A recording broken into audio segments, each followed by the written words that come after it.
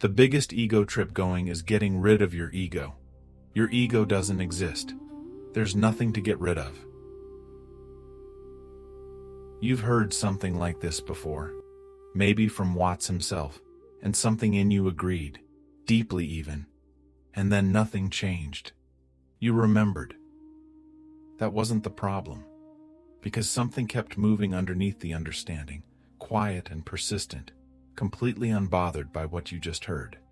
Still managing, still trying to get the inside of your head into some better configuration. What is that? What keeps that going, even after the recognition? That's what this video is about. Not the teaching, the gap. And here's where it gets strange.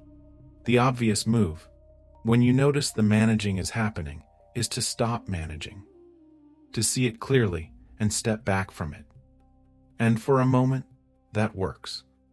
There's a kind of spaciousness, a loosening, and then the managing resumes, now with an added layer, managing the managing, the watcher being watched. Another level of the same thing going down. Watts saw this clearly. He said, "How can I stop identifying myself with the wrong me?" And then he gave the answer nobody wants to hear. Simply, you can't. That's a fact about the structure of the thing, not a door closing. The one who would stop identifying is the identification. There is no position outside this from which you could reach in and fix it. Every move is made from inside the very thing you're trying to see through. Most teachings leave you there, sitting with the impossibility, hoping something eventually shifts. Watts didn't leave you there. You can't do anything about it because you don't exist. First reaction is usually, well, that's depressing. Watts knew. He said it himself. And then he said the opposite of what you'd expect. It is the joyous news. The whole problem rests on an assumption nobody examines because it seems too obvious to question. That there is someone here who needs to fix something. A self that is broken, not yet arrived, and needs to become something other than what it is. Remove that assumption and the problem doesn't get solved. It gets exposed as something that was never quite what it appeared to be. And this is where most people nod and move on. The assumption gets acknowledged, filed somewhere, and the managing continues. Because hearing that the self is an illusion, and actually feeling the ground go out from under that self, are two completely different things. Watts wasn't interested in the first one. He was pointing at the second. Watts used an image that's hard to shake. Are you breathing right now? Are you doing it?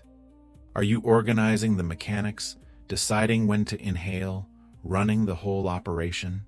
No, it's happening. You're seeing, are you directing the light, coordinating the retina, producing the image? No, the seeing is happening.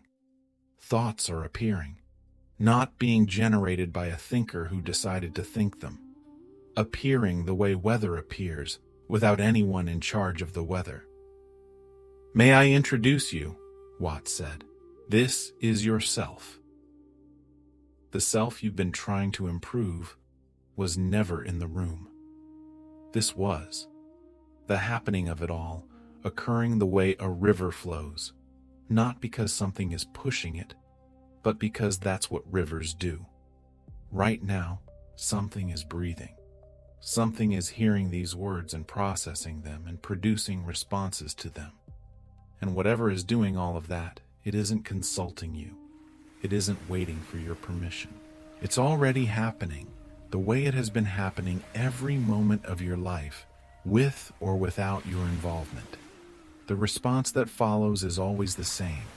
Something in here hears that and immediately says, yes, but there's still a sense of someone in here.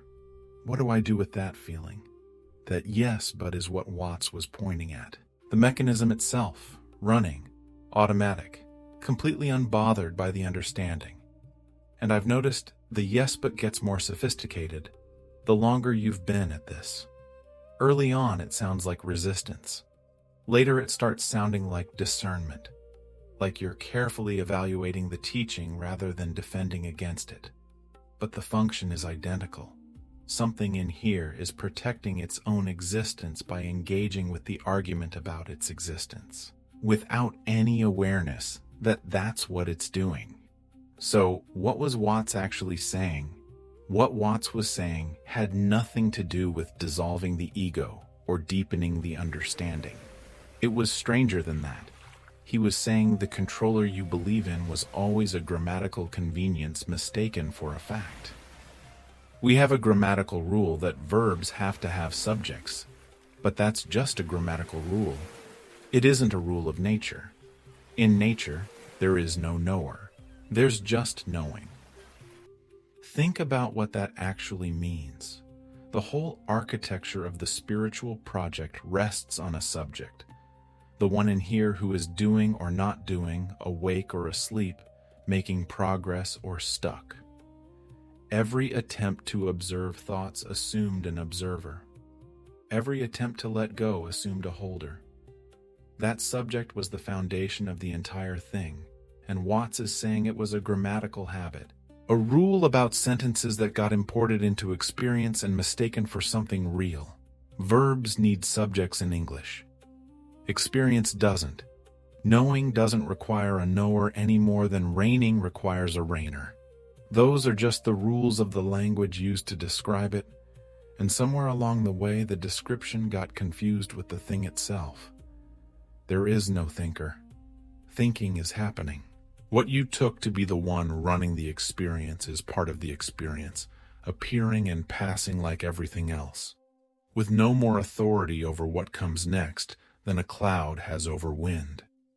When you finally see that nothing can be done, when you've tried every available move and watched each one fold back into the same mechanism, when you're genuinely at the end of it, something stops. The effort stops because there's nowhere left to direct it. And in that stopping, what's already here becomes visible. Visible the way a room becomes visible when your eyes adjust to what was always there. This is what Watts called the fool who persists in his folly becoming wise. You don't stop because you figured it out. You stop because you ran out of moves. And that exhaustion, it turns out, was the only opening there ever was. You cannot catch hold of it, nor can you get rid of it. In not being able to get it, you get it. When you speak, it's silent. When you're silent, it speaks. That Zen poem Watts quoted isn't a riddle to solve. It describes what's already the case. The breathing is still going. Thoughts are still appearing. All of it occurring without a center, without anyone steering. That was always the case. The search was running on top of it, like noise over a silence that was never actually interrupted. What Watts meant by joyous news wasn't liberation. It was simpler. It removes the one thing that made the whole project exhausting, the belief that you were responsible for getting rid of something that was never there. The effort was never going to work, because the one making the effort was the thing effort cannot touch. And once that's seen, the question that's been driving everything starts to sound different.